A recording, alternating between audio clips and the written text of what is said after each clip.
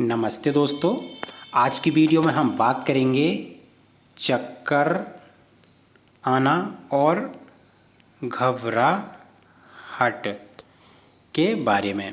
दोस्तों, ये चक्कर आना और घबराहट को हम जहाँ पर मेडिकल टर्म में डिजीनेस और नर्वसनेस के नाम से जानते हैं। दोस्तों, जहाँ पर डिजीनेस हमारा चक्कर आना होता है और नर्वसनेस मतलब जहाँ पर हमारा घबराहट होती है। दोस्तों, ये दोनों ही जो प्रॉब्लम्स हैं दोस्तों, जब किसी पेशेंट को चक्कर आते हैं तो इसके साथ साथ में उसको घबराहट की भी समस्या आती है। यानी कि दोस्तों, कुछ पेशेंट ऐसे होते हैं जिनको सिर्फ चक्कर ही आते हैं और कुछ पेशेंट ऐसे होते हैं जिनको दोनों चीज़ें यानी कि चक्कर और घबराहट एक साथ ही आती हैं, और कुछ पेशेंट ऐसे होते हैं जिनको चक्कर नहीं आते, सिर्फ घबराहट अकेली आती है। अब दोस्तों, ये प्रॉब्लम क्यों होती है किसी भी मरीज को, तो इसके बारे में हम आगे यानी कि इनके कारणों के बारे में हम आगे बात करेंगे, और साथ ही बात करेंगे अगर किसी मरीज को चक्कर और घबराहट अगर अचानक से आ जाते हैं तो हम उस समय उसको कौन सा ट्रीटमेंट दे सकते हैं। वीडियो को आगे ले जाने से पहले हम सबसे पहले यानी कि दोस्तों, हम इनके कारणों में आगे बात करने से पहले हम इनके परिचय के बारे में बात करेंगे कि आखिरकार यह डिजीनेस और नर्वसनेस होती क्या है। तो चलिए दोस्तों, जानते हैं। दोस्तों, चक्कर और घबराहट आने वाली समस्या के परिचय में मैं आपको बता दूं दोस्तों कि चक्कर और घबराहट ये दोनों लक्षण अक्सर साथ साथ होते हैं और कई कारणों से हो सकते हैं। कभी कभी ये एक समान प्रतिक्रिया हो सकती है। समान प्रतिक्रिया मतलब दोस्तों कि किसी को एकदम से समस्या आती है और घंटे 2 घंटे या फिर 1 आध दिन बाद यह समस्या अपने आप ही समाप्त हो जाती है। अगर उसको एक लंबे समय तक अगर इसकी समस्या बनी रहती है, यानी कि जैसे कि कुछ और समस्याओं में जैसे कि चिंता या तनाव की स्थिति में, लेकिन यह कुछ चिकित्सकीय स्थितियों का संकेत भी हो सकता है। यानी कि दोस्तों कि अगर आपको 1 या 2 दिन में ये समस्या ख़त्म नहीं हो रही है या फिर 1 या 2 घंटे में ये समस्या ख़त्म नहीं हो रही है और एक लंबे समय तक अगर आपको बन रही है ये समस्या, तो फिर आपको यहाँ पर अपने डॉक्टर से कंसल्ट करने के बाद में आपको यहाँ पर चिकित्सा की ज़रूरत पड़ सकती है। अब दोस्तों, ये तो रही हमारी चक्कर और घबराहट आने के परिचय के बारे में। अब दोस्तों बात करेंगे कि चक्कर घबराहट आने के क्या क्या कारण होते हैं। तो चलिए दोस्तों, जानते हैं।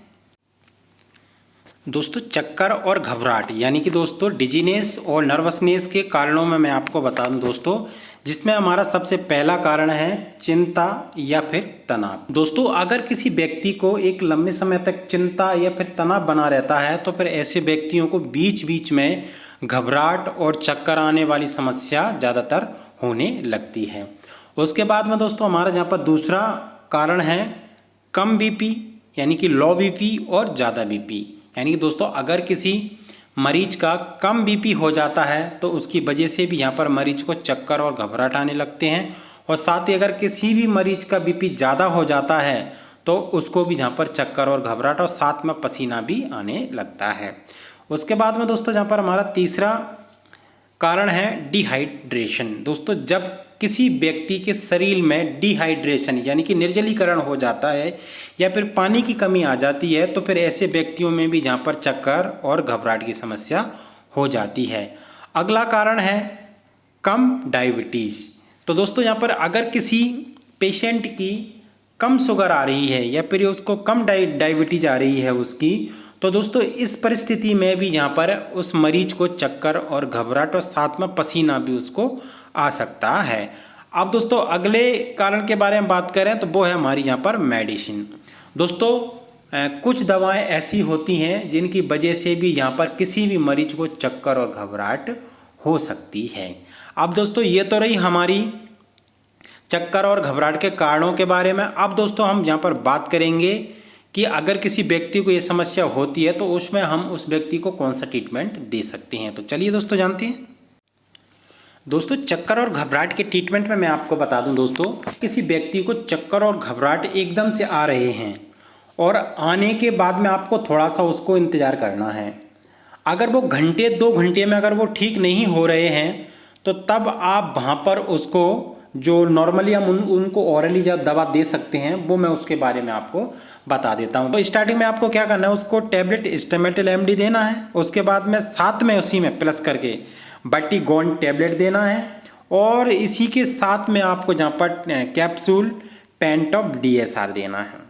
ये तीनों आपको प्लस करके बीडी यानी कि सुबह शाम देना है।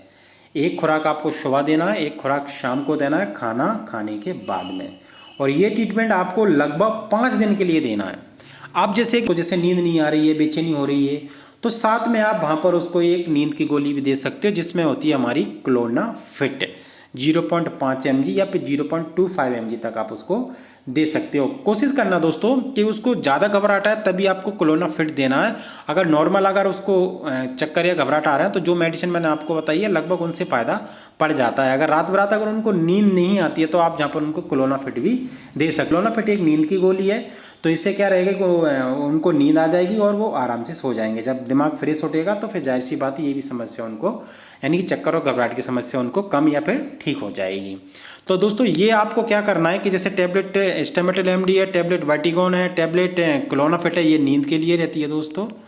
और उसके बाद में दोस्तों कैप्सूल पेंटोप डी, ये सारे ये अब आपको कोशिश ये करना है कि दोस्तों ये आप अगर जैसे एक आरएमपी डॉक्टर है तो आप ये सब देना है, लेकिन कोशिश आपको एक चीज़ ये रखना है कि आपके पास अगर कोई पेशेंट आता है तो आपको सबसे पहले उसके मेन कारण की पता लगाना है कि आखिरकार इनको ये जो चक्कर और घबराहट क्यों आ रहे हैं। तो जब आप उसमें कारण के बारे में पता लगा लोगे तो फिर उस हिसाब से आप उसको ट्रीटमेंट दोगे।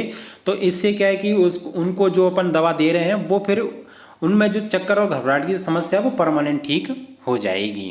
तो इसलिए अगर आपके पास कोई भी सर्वप्रथम मरीज आता है तो उसके मेन कारणों का पता लगाना, मेन कारण का पता लगाने के बाद में आपको फिर दवा देनी है। और अगर जैसे आपके पास ऐसे कोई कारण आपको नहीं मिल रहा है या फिर सडनली आपको दवा देना है तो आप जो मैंने दवा बताई आप उसको दे दीजिए, 100% उसको फ़ायदा पड़ जाता है। दोस्तों उम्मीद करता हूँ वीडियो पसंद आया हो।